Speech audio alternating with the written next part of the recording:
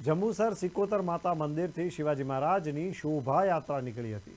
જંબુસર સમસ્ત મરાઠા સમાજ તથા છત્રપતિ શિવાજી મહારાજ યુવક મંડળ દ્વારા હિન્દવી સ્વરાજ્યની સ્થાપના કરનાર મહાન યોદ્ધા એવા છત્રપતિ શિવાજી મહારાજની વિશાળ પ્રતિમાનું આગમન કરાયું। તેની ભવ્ય શોભાયાત્રાનું આયોજન કરાયું। સદર શોભાયાત્રા જંબુસર ટંકારી ભાગોળ સ્થિત સિકોતર માતાના મંદિરથી નીકળી કંસારા ઢોળ નાસ સિનેમા થઈ ભૂત ફળિયા મરાઠા સમાજની વાડી ખાતે આવી પહોંચી હતી, જેમાં સમસ્ત મરાઠા સમાજ અગ્રણીઓ ભાઈ બહેનો હાજર રહ્યા હતા।